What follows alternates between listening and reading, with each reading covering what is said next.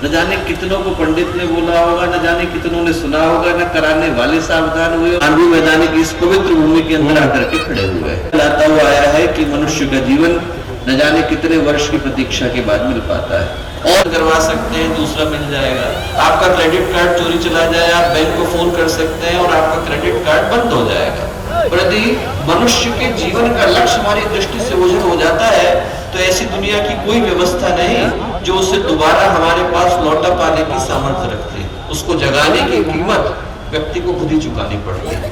इसी बिहार की धरती पर एक घटना ये घटी कि एक महर्षि थे, नाम था गौतम। उनके जो शिष्य थे उनमें से कोई राष्ट्राध्यक्ष था, कोई सेनापति था, कोई महामंत्री था, सब बड़े बड़े पदों पर सुशोभित थे। एक जो उनका शिष्य था दुर्दांत डाकू बन गया, लोगों का वध करता, लोगों की हत्या करता, अपने जीवन के पथ से भटक गया। गौतम को लगा कि उनको अपने राह पर लाने की आवश्यकता है। महर्षि गौतम जंगल में, वन में अपने शिष्य से मिलने के लिए गए। पूर्णिमा की रात थी, अंधेरी रात में वो चलते हुए वन के उस स्थान पर पहुंचे जहां पर उनका शिष्य लोगों की हत्याएं करता था।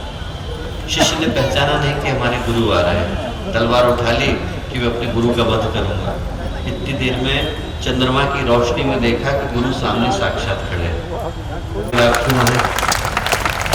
आज भी गलती से आपका वध कर बैठता तो क्या होता।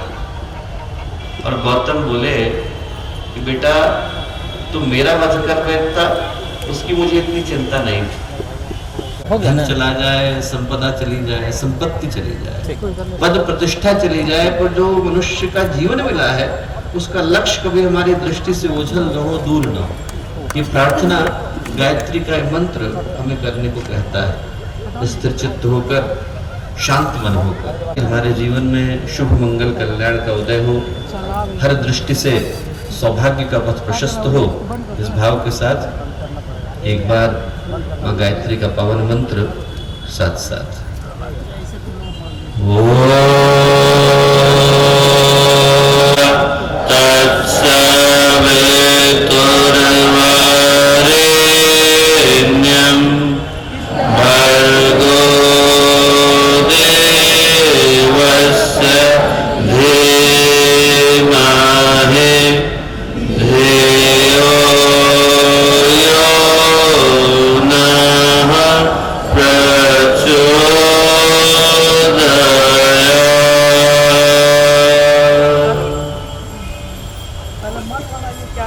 परम पूज्य गुरुदेव पर वंदनीय परिवार युवा प्रकोष्ठ के प्रिय भाई मनीष, निशांत जी, ज्ञान प्रकाश जी, आदरणीय अशोक बाबू जी, डॉक्टर अरविंद जी, डॉक्टर लाल बाबू जी, डॉक्टर रामन, वो सारे युवा भाई बहन जो आज यहाँ पर न केवल बिहार का बल्कि पूरे देश, विश्व और युग का भविष्य निर्मित करने के लिए एकत्रित हुए हैं। भाइयों बहनों, प्यारे मित्रों, और वो सारे प्रतिभागी गण, वो सारे उन लोगों के अपने, जिन लोगों ने अभी इतनी मेहनत के साथ यहाँ पर इतने रंगारंग कार्यक्रम को प्रस्तुत किया, और साथ ही वो सारे स्वयंसेवक भाई बहन जिनके विषय में मैं जानता हूँ कि पूरी रात वो लोग सोए नहीं हैं और पिछले 2 महीनों से अनवरत एक ही भाव को लेकर इस कार्यक्रम को सफल बनाने के लिए कार्य कर रहे हैं। ऐसे हमारे अपने स्वयंसेवी कार्यकर्ता भाई बहन, प्यारे मित्रगण और प्यारे भाई बहन, मित्रों, आज हम लोग यहाँ गांधी मैदान की इस पवित्र भूमि पर एकत्रित हैं। क्रांतिकारियों की भूमि पाटलिपुत्र की भूमि रही है, बिहार की भूमि, मगध की भूमि, और आज जब इस भूमि पर उपस्थित हो पाने का सौभाग्य हम लोगों को मिला है, वो भूमि जहाँ पर कभी ज्ञान ने, विज्ञान ने, आस्था ने, अध्यात्म ने, धर्म ने, धैर्य ने, तप ने, योग ने, इन सभी ने अपने शिखर को छुआ, जहाँ पर विवेक भी अवतरित हुआ, वेदना भी अवतरित हुई, वैराग्य ने भी अपने चरम को देखा और शौर्य और पराक्रम ने भी अपने शिखर को छुआ। भगवान बुद्ध की भूमि, भगवान महावीर की भूमि, गुरु गोविंद सिंह की जन्मभूमि, जहाँ पर भगवान कृष्ण से लेकर भगवान राम के चरण पड़े, वो भूमि जहाँ पर आर्यभट्ट का विज्ञान भी मुखरित हुआ, वो भूमि जहाँ पर रामधारी सिंह दिनकर की कविताओं ने भी अपने चरम को छुआ, वो भूमि जहाँ पर लोकनायक जयप्रकाश नारायण की समग्र क्रांति ने भी जन्म लिया। और वो भूमि जहां पर मौन से लेकर करुणा के स्वरों ने अपने अंतिम शिखर और उत्कर्ष को देखा, उसको, संकल्प को, सूत्र को और संभावना को लेकर के आया है।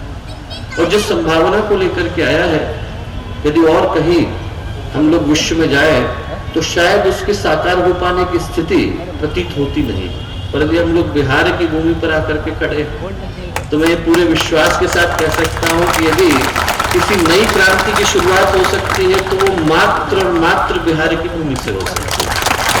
तो पूरा विश्व हिंसा से आक्रांत था और उस समय में पूरे विश्व ने जब मुड़ करके देखा तो यहाँ से इसी बिहार की भूमि से करुणा का स्वर गूंजा और भगवान बुद्ध ने यहाँ आकर के जन्म लिया। जिस समय में भारत के आजाद होने की प्रतीक्षा हो रही थी और पूरा का पूरा भारत अकुलाहट से भरा हुआ था, ऐसे समय में जब पूरे भारत ने मुड़ करके देखा तो महात्मा गांधी ने इसी बिहार की भूमि से भारतीय स्वराज्य की नींव को रखा।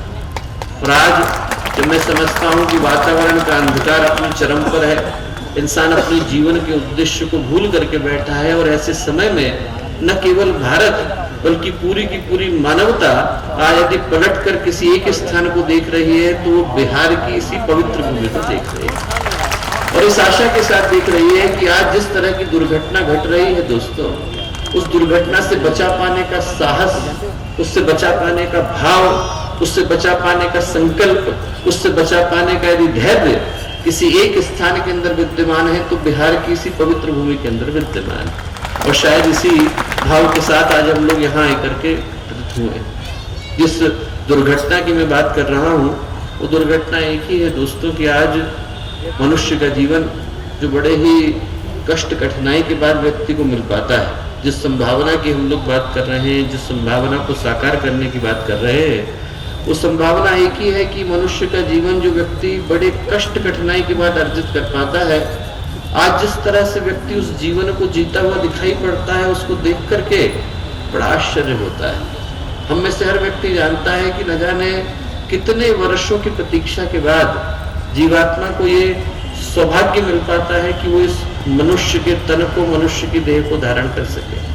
जो लोग धर्म के पथ के पथिक हैं, आस्था पर जिनका भरोसा है, अध्यात्म की बातें जिनको सुहाती हैं, कर्मफल सिद्धांत पर जो विश्वास रखते हैं, वो लोग जानते हैं कि हमारे यहाँ इस चिंतन को दिया गया कि 84 लाख योनियों में भटकने के बाद जीवात्मा के पुण्य का वो हिस्सा जागता है जो उसे मनुष्य की देह को प्राप्त करने का सौभाग्य देता है। आज हम की रही, पिशाच की रही, न जाने कौन कौन सी योनियों में हमें गिरना पड़ा और तब जाकर एक दिन हमारे सौभाग्य का सूरज चमका और मनुष्य का वो शरीर हमें प्राप्त हो पाया, आत्मा को नसीब हो पाता है, जिसके लिए देवता भी तरसते नजर आते हैं। देवताओं के लिए भी मनुष्य का जीवन दुर्लभ है क्योंकि इसी मनुष्य के जीवन के अंदर ये संभावना है जिसमें हम मानवीय चेतना के, मानवीय पुरुषार्थ के अंतिम शिखर को छू पाने की संभावना अपने अंदर की दृष्टि से देखें या पतंजलि की दृष्टि कोई सी भी हो, चाहे आस्था की हो, चाहे विज्ञान की हो, एक बात सत्य है कि जो मनुष्य का जीवन हम लोगों को मिला वो एक दिन की प्रतीक्षा के बाद नहीं मिला, उसके लिए अनेकों जन्मों की यात्रा से हम लोगों को गुजरना पड़ा है। भुलाता ठुकराता नजर आता है, उसको देख करके कभी कभी दर्द होता है। यदि मनुष्य का जीवन जो हीरे के रूप में मिला था उसे कंकड़ की तरह से उठा करके फेंकना था तो इसके लिए इतना भटकने की आवश्यकता क्यों थी। गांव में जो नदी बहती है उस नदी के किनारे जो पत्थर पड़े हैं, अरबों खरबों पत्थर पड़े हैं, उन पत्थरों में से एक पत्थर पारस का पत्थर है। ढूंढ सके तो ढूंढ ले। अब पारस का बुरादा लेगा, रोज सुबह सुबह घूमने के लिए निकलेगा, पत्थर को उठाएगा, बुरादे में छुलाएगा, बुरादा सोने में बदल गया तो ठीक, नहीं बदला तो पत्थर को उठाएगा, पानी में फेंकेगा ताकि दोबारा उसी पत्थर को नहीं उठाना पड़े, नहीं तो वही पत्थर बार बार उठाते रह जाएंगे। नियम सही था, रूटीन भी सही था, पर जैसा मनुष्य के जीवन में होता है, क्या होता है, एक हफ्ते करने के बाद कोई भी चीज आदत में बदल जाती है। ऐसा ही उसके साथ हुआ है। एक पत्थर उठाया, बुरादे में छुलाया, पानी में फेंका, 200 मीटर आगे बढ़ा और देखा कि वो जो बुरादा था वो सोने में बदल गया, पर हाथ का पारस का पत्थर चला गया। ऐसा ही हमारे साथ घटता है। पारस के मन के अंदर संभावना है कि हम एक संत का, सिद्ध का, महात्मा का जीवन मुक्त का जीवन जी सकते हैं। पर ये आता कब है और चला कब जाता है व्यक्ति को पता भी नहीं चलता। जब तक जीवन जीने की समझ विकसित होती है तब तक तो भगवान चेकआउट का नोटिस भेज देता है, चलो बहुत दिन रह गए, अब आपको बाहर निकलने की बारी। इस मनुष्य के शरीर में आए कब और जाने का समय कब आया व्यक्ति को पता भी नहीं चल पाता। आज हम लोग आंखें बंद करके सोचें, इस भाव से अपने अंदर रखें कि आज पहली बार इंसान नहीं बने, न जाने कितनी बार इस शरीर को धारण करने का अवसर हम लोगों को मिला होगा। गीता शुरू होती है तो भगवान श्री कृष्ण अर्जुन से कहते हैं न त्वयिवाहम जातुनासम न तुम ने में जनाधिपा न चैव न भविष्यामा सर्वैव मता परम। कहते हैं अर्जुन, ये सामने जो राजा खड़े हैं हजारों की संख्या में, हजारों बार ये लोग धरती पर आ चुके हैं, हजारों बार तू आ चुका है, हजारों बार मैं आ चुका हूँ। कौन? पहले का नाम है वेदव्यास। ज्ञान लुप्त हो जाता है तो उसको ढूंढकर एकत्रित करने की जिम्मेवारी वेदव्यास को सौंपी जाती है। ज्ञान खो गया है, लेकर के कौन आएंगे? वेदव्यास। और धरती के अंदर, प्रकृति के अंदर तत्वों में असंतुलन आ जाता है तो उसको संतुलन में बदलने के लिए कौन आते हैं? भगवान अवतार लेकर के आते हैं। और भगवान क्या कह रहे हैं? हजारों बार मैं आ चुका हूँ। यदि भगवान हजारों बार आ चुके हैं तो हमारी गिनती कहाँ गई? हमारी गिनती तो अगणित में, असंख्य में चली गई। न जाने कितनी बार इस मनुष्य की देह को हमने धारण किया, न जाने कितनी बार चेक इन किया और न जाने कितनी बार चेकआउट किया, न जाने कितनी बार इस आशा के साथ आए होंगे कि इस मनुष्य के जीवन को प्राप्त किया है, एक उद्देश्य के साथ जिएंगे, एक उत्साह के साथ जिएंगे, जो संभावना भगवान दे रहा है उसको साकार करके दिखाएंगे। न जाने कितनी बार ये बात हमारे हृदय में आई होगी, तब गए होंगे कि अवसर मिला दे पर ग्रहण करके जा रहे हैं। कभी आप ऐसे सोच करके देखिए कि आप क्रिकेट खेलने के लिए उतरिए, नए नए कपड़े हो, सफेद वाले आप खरीद के लाए हो, नया नया बल्ला हो, नए नए ग्लव्स हो, और पहली बॉल पे व्यक्ति आउट हो जाए तो कैसा लगता है?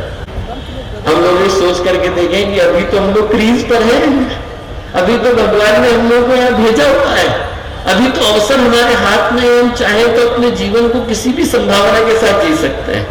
ये जो आज का दिन है वो यही याद दिलाने के लिए आया है कि मनुष्य का जीवन उस अवसर के रूप में आता है जहां से अनंत सौभाग्य की और अतुलनीय प्रकाश की यात्रा शुरू होती है। गीता में जब भगवान ने अपना विराट रूप दिखाया है तो गीताकार के मुंह से जो श्लोक निकला है वो क्या है? दिव्य सूर्य सहस्रस्य। वो कहते हैं कि भगवान जब अपने विराट रूप को दिखाने की स्थिति में आए तो उनकी उपस्थिति से इतना प्रकाश निकला, इतना प्रकाश निकला जो सहस्रों सूर्यों के एक साथ उदय होने के बराबर था। रूप में आप और मैं इस धरती पर आए हैं दोस्तों। हम में से हर एक के अंदर वो क्षमता है। हम सोच करके देखें कि हमारे अंदर क्षमता कितनी है। असीम क्षमताओं को, अनंत संभावनाओं को लेकर के हम लोग धरती पर आए, उस संभावना को लेकर के आए हैं जिसके लिए उपनिषद का ऋषि कहता है श्रीमंत विश्व अमृतस्य। अपने अंदर की क्षमताओं को सोचने की कोशिश तो करो। यदि उस संभावना को लेकर के हम लोग धरती पर आए हैं दोस्तों, यदि हम ही लोग अपने जीवन का उद्देश्य मात्र किलकारी मारने से लेकर चिता पर जलने तक सीमित मान करके बैठ जाएं तो हमारे अंदर का भगवान तो नहीं जागता पर जानवर जाग जाता है। हमारे जीवन का उद्देश्य तो हमें नहीं पता चलता, पर फिर जलने में, कुड़ने में, तड़पने में, इन्हीं चीजों में मनुष्य का जीवन कब बर्बाद हो जाता है हमें होश भी नहीं आ पाता। और यदि आप आज की तारीख में सारी दुनिया की स्थिति देखो तो आपको यही लगेगा। हर व्यक्ति इतनी बेचैनी, इतनी घबराहट, इतनी परेशानी है कि व्यक्ति अपने जीवन के उद्देश्य को भूल करके बैठा है। उद्देश्य तो पहले ही भूल करके बैठा था, पर साधारण से सुख भी ढंग से भोग नहीं पाता है। शरीर बीमारियों के हेडक्वार्टर बन गए और मन जो है वो डिप्रेशन और स्ट्रेस के गेस्ट हाउस बन गए। और एक एक व्यक्ति की भावनाओं में इतनी कॉम्प्लेक्सिटी है, छोटी छोटी बातें व्यक्ति के दिल में कहीं गहरी चुभ जाती है।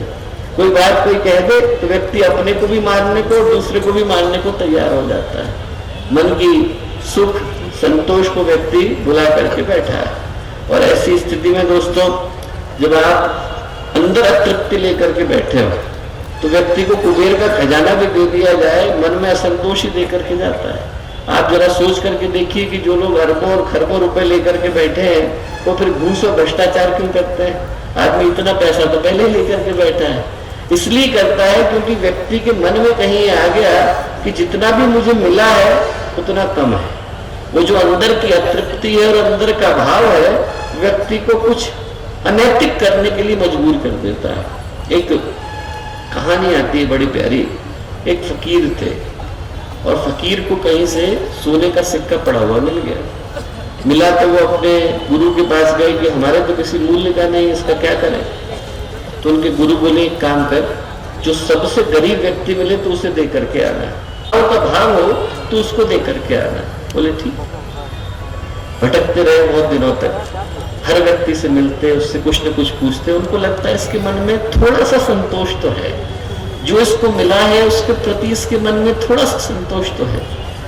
एक दिन भटकते भटकते एक राज्य में पहुंचे। गरीब आदमी उनको मिला नहीं था। उनने देखा कि वहां पर 1000 हाथियों की सवारी जा रही है। उन 1000 हाथियों में भी जो शुरू के 100 हाथी हैं वो सोने से लदे हुए हैं, और उसमें भी जो पहला हाथी है उसके ऊपर तो हीरे की पालकी है, और उसके ऊपर एक व्यक्ति बैठा हुआ है, ऊपर से लेकर नीचे तक आभूषणों से सुसज्जित है। उन्होंने अपने बगल वाले से पूछा कि कौन है, क्या हो रहा है। बोले साहब ये इस राज्य के चक्रवर्ती राजा है। बोले अच्छा, कहाँ जा रहे हैं। बोले इन्होंने पूरे विश्व को जीत लिया है, बगल का एक राज्य छूट गया था उसको जीतने के लिए जा रहे हैं। बोले क्यों। बोले ऐसे ही इनके मन में ख्वाब था कि एक राज्य छूट गया है उसको भी जीत लेना चाहिए। बस तुरंत फकीर की समझ में आया। उन्होंने अपने सोने का सिक्का निकाला और राजा के पास गया और उसको दिया। अब राजा बोले आपको समझ में नहीं आया।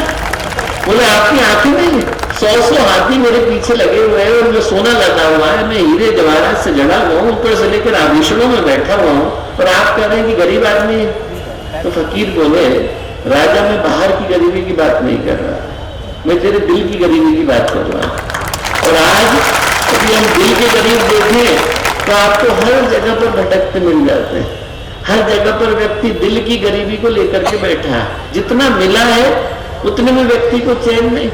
यहां से लेकर जहां तक ब्रह्मा विष्णु महेश बैठे हैं वहां तक यदि व्यक्ति एक व्यक्ति की कामनाओं को पूरा करने के लिए सारे देवी देवता जुट जाएं तो वो बेरोजगार हो जाएंगे, पर उस व्यक्ति की कामनाओं को पूरा कर पाना संभव नहीं। इतनी कामनाएं व्यक्ति के पास आ गई, और ऐसे में आदमी सुखी रहे तो रहे कैसे।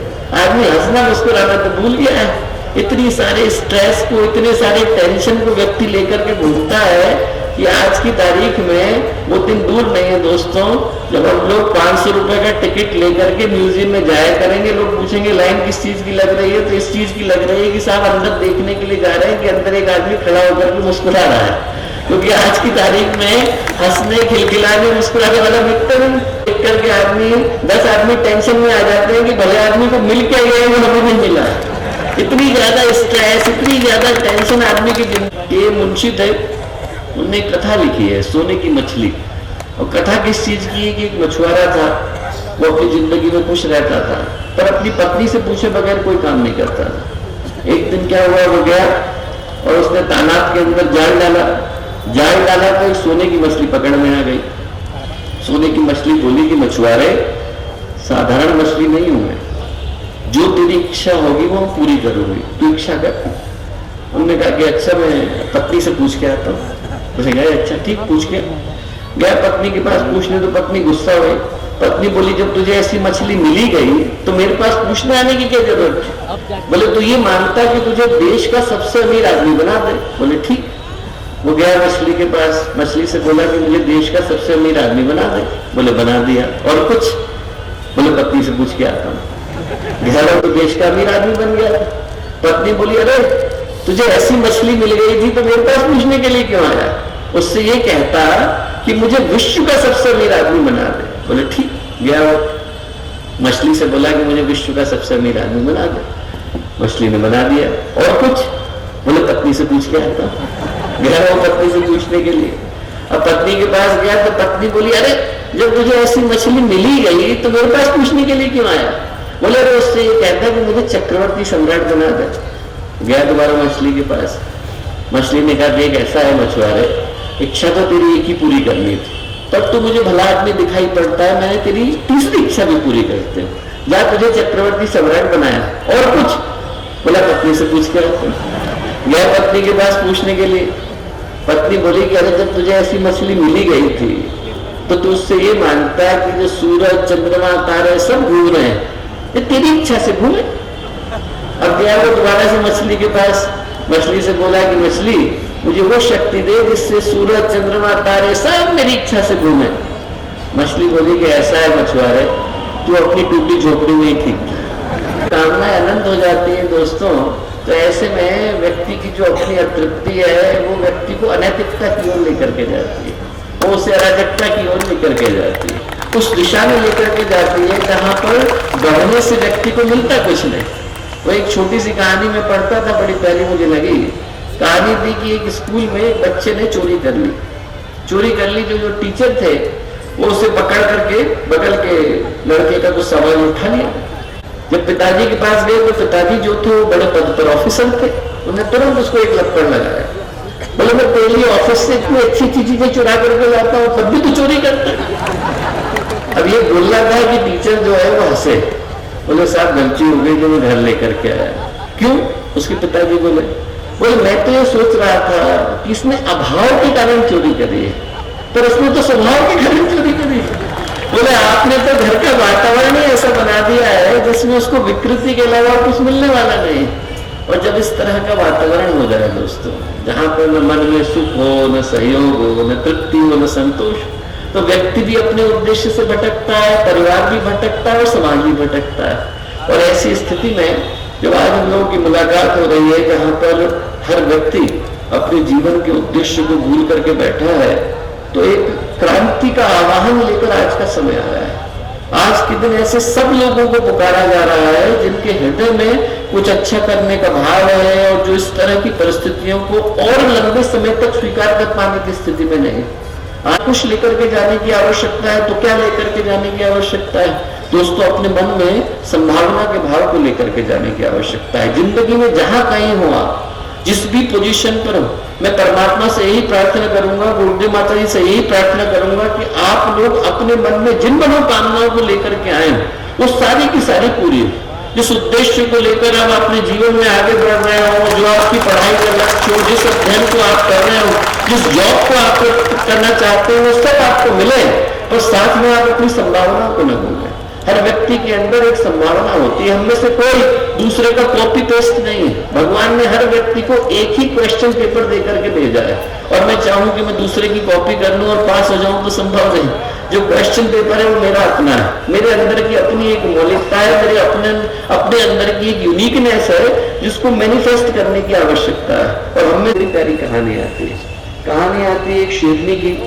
शेरनी गर्भवती थी, शिकार को निकली, और जैसे ही एक दिन वो शिकार करने को कूदी, इतनी देर में कहीं से एक शिकारी आया, उसने तीर चलाया। तू तो शेर है? बोले नहीं साहब माफ करो, मैं तो हिरण हूं। बोले अरे भाई हिरण नहीं तो शेर है। बोले नहीं माफ करिए साहब, मैं तो हिरण हूं। उस शेर ने उस शेर को पकड़ करके पानी के किनारे ले गया। झांक, तुझमें और मुझमें कोई अंतर है क्या? और जैसे ही उस शेर ने झांका और ये महसूस किया कि वो और बगल का शेर एक जैसे हैं, उसकी दहाड़ वापस आ गई, शेर बन गया। शेर को ये याद दिलाने के लिए कि वो शेर है, एक और शेर की जरूरत होती है। हम लोग को ये याद दिलाने के लिए कि हम लोग महामानव हैं, महामानवों की जरूरत होती है। गुरुदेव आते हैं, विवेकानंद आते हैं, तो यही याद दिलाने के लिए आते हैं कि शरीर भी तो उनका हमारे ही जैसा था। 10-10 सिर लेकर के विवेकानंद पैदा नहीं हुए, 10-10 हाथों को लेकर गुरुदेव पैदा नहीं हुए। उनने अपने जीवन में जो करके दिखाया वो करने की संभावना हमारे भीतर भी है। हम लोग याद करके देखें कि उस संभावना को हम लोग लेकर के आए, और इस संभावना को आप लोग घर घर लेकर के जाइए।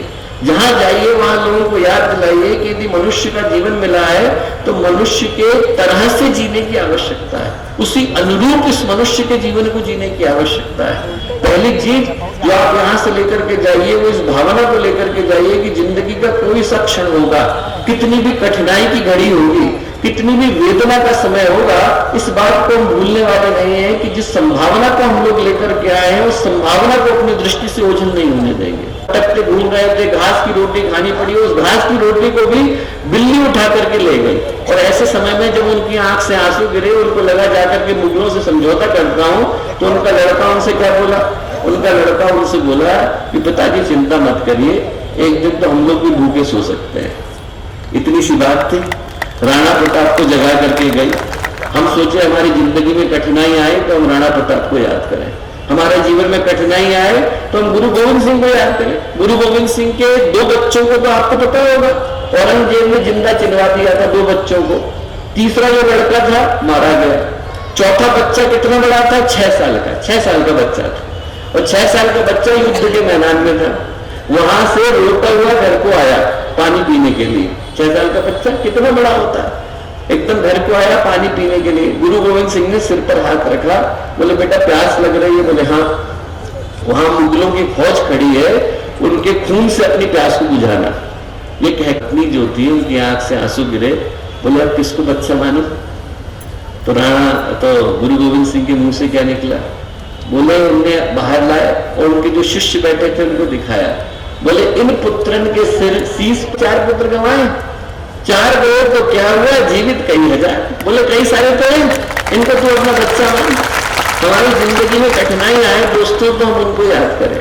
हम याद करें कि किस संभावना को हम लोग लेकर के आए, और अपने अंदर हम लोग दोस्तों यहाँ से साहस को लेकर के जाएं। साहस ऐसा कि मन के अंदर वो बुलंदी हो कि हम लोग प्रतिकूलताओं को, हम लोग विषमताओं को थामने की सामर्थ्य अपने भीतर सुरक्षित रखें। जिंदगी की जो सबसे बड़ी कीमत हो सकती है वो साहस हो सकती है। ऐसा कोई महापुरुष नहीं जिसे कष्ट कठिनाई से न गुजरना पड़ा।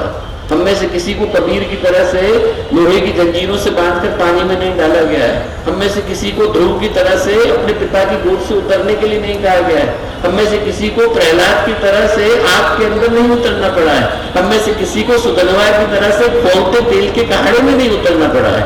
हमारी जिंदगी में तकलीफ आई होगी, ज्यादा से ज्यादा तो इतनी ही आई होगी कि हमारे व्हाट्सएप के मैसेज डिलीट हो गए होंगे। बस दूर वो उसकी हंसी उड़ा रही थी। बोले अरे तू यहाँ पड़ा हुआ है, तो किसी मतलब का नहीं। इतनी देर में हवा का झोंका आया। हवा का झोंका आया तो वो जो घास का सूखा तिनका था वो वहां से उड़ा और जाकर के पानी के अंदर गिरा। उसका एक कोना तो पानी के किनारे लगा और एक कोना पानी के अंदर डूब गया। उधर एक चींटी डूब रही थी। चींटी ने जैसे ही देखा घास का तिनका आकर के पड़ा है तो सूखे तिनका का सहारा लेकर के वो ऊपर किनारे आ गई। और जो ऊपर आई तो चींटी तिनके से बोली कि भैया तुम्हारा बहुत धन्यवाद, तुमने आज हमारा जीवन बचाया। वो सूखा तिनका बोला कि ऐसे मत बोलो, आपको धन्यवाद कि आपने मुझे मेरा मूल्य बताया। हम लोग सोच करके देखी हो, घास के सूखे तिनके से ज्यादा ताकत हम में से हर व्यक्ति अपने अंदर रखता है। जिंदगी की कितनी भी कठिन घड़ी आ जाए, कैसी भी वेदना की घड़ी आ जाए, उस क्षण में भी हमारे अंदर ये साहस जिंदा होना चाहिए कि इन परिस्थितियों को बदल देने की क्षमता हम अपने अंदर विद्यमान रखते हैं। यहाँ से याद रख करके जाएं वो संभावना जो आप अपने अंदर लेकर के आए। यहाँ से याद करके जाएं तो उस संकल्प को लेकर के जाएं जिसको धारण करने के बाद व्यक्ति एक बार पथ पर आगे बढ़ता है तो कभी दोबारा उससे हटने की उसे आवश्यकता नहीं होती। मैं आपको एक छोटी घटना बताता हूँ। एक सज्जन है, उनका नाम है शरद चंद्र अन्नामलाई, चेन्नई में पैदा हुए। उनकी माँ जो थी वो रेलवे स्टेशन पर इडली बेचने का काम करती, गरीब परिवार था। अब वो पढ़ने में शरद चंद्र अच्छे थे तो उनने क्या किया कि स्कॉलरशिप में टॉप किया। तो उनको उस जमाने में बिट्स पिलानी में एडमिशन मिल गया, एमटेक में एडमिशन हुआ। और वो करने के बाद IIM अहमदाबाद से उन्हें MBA भी कर लिया।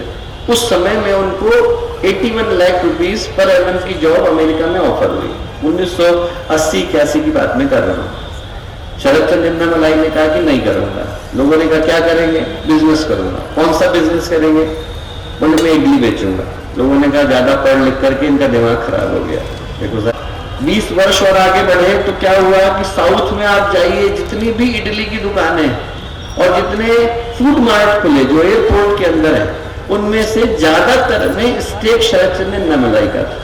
वो अकेले व्यक्ति ने पूरा का पूरा एम्पायर खड़ा किया। और एक कहानी मैंने इसलिए नहीं सुनाई कि आप इडली बेचना शुरू करो। कहानी क्यों सुनाई? फाइनेंशियल टाइम्स ने इंटरव्यू लिया उनका, और इंटरव्यू लेते समय में उनसे पूछा, उनसे कहा कि भैया आज की तारीख में हर व्यक्ति आपके निर्णय की तारीफ करता है, पर आज से 20 साल पहले जब आपने ये सोचा होगा कि 80 लाख की जॉब को छोड़कर मैं रेलवे स्टेशन पर इडली बेचने का काम करूंगा, तो हर व्यक्ति हंसता था। वो क्या? तो मेरी माँ थी। बोले मैं अपनी माँ को श्रद्धांजलि देना चाहता था। उनने रेलवे स्टेशन पर इडली बेच कर हम लोगों को बड़ा किया। और मैं ये लोगों को बताना चाहता था कि दुनिया में सारे काम एक समान है। आप फरारी बेचो तो बिजनेस है, बिजली बेचो तो बिजनेस नहीं। मैं लोगों के मन में इस विश्वास को डालना चाहता था कि आप काम कैसा भी करो पर विश्वास के साथ करो तो उस काम को सफल बनाने की सामर्थ आपके अंदर विद्यमान है। दूसरा बोले दूसरा करा, इतनी देर में मेरा दोस्त जो था मुझे बचाने के लिए कूदा, मुझे बचाते बचाते उसका शरीर छूटा, आज तक उस पर टिका हुआ। तीसरा बोले मैंने देखा कि भारत में अनएम्प्लॉयमेंट ज्यादा है, लोग पीएचडी कर लेते हैं तब भी इस बात की गारंटी नहीं है कि उनको अच्छी जॉब मिल जाएगी।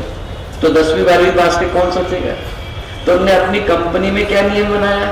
कंपनी में ये नियम बनाया कि हमारे यहाँ काम करने वाला व्यक्ति 12वीं से ऊपर का नहीं होना चाहिए। उस व्यक्ति को ट्रेन हम करेंगे, एम्प्लॉय हम करेंगे। और उस अकेले व्यक्ति ने 10 से 12 हजार लोगों की जॉब का इंतजाम कर दिया। आप सोच के देखिए, यदि आपके मन में आज एक संकल्प आता है, आप यहाँ से ये सोच करके उठते हैं कि हमें यहाँ से एक संकल्प को लेकर के जाना है, तो कितने लोगों के जीवन को बदल देने की सामर्थ्य आपके हाथ के अंदर सुरक्षित है। हम को याद रख पाते हैं और इस सोच को याद रख पाते हैं कि आज आपका हस्ताक्षर हजारों के जीवन को बदल देने की ताकत रखता है, तो मैं मानूंगा कि इस कहानी को आपको सुना पाना सार्थक हो सकेगा। आज के दिन इस भाव के साथ आप लोगों के मन में आकर के खड़े हुए कि वो संभावना जो आप में से प्रत्येक के जीवन के अंदर सुरक्षित है वो अपने शिखर पर पहुंचे, वो साहस जो आप में से प्रत्येक के जीवन के अंदर सुरक्षित है वो न जाने कितनी प्रतिकूलताओं का रुख मोड़ देने की ताकत अपने अंदर सुरक्षित रखे, और वो सोच जिसके माध्यम से अनेकों के जीवन को बदल पाना संभव हो पाता है, जिसको हम संकल्प कह करके पुकारते हैं, वो आप में से प्रत्येक के अंदर जगे। इस भाव के साथ, इस प्रार्थना के साथ मैं अपनी बातों को विराम देता हूँ। इतनी कठिनाई की घड़ी में इस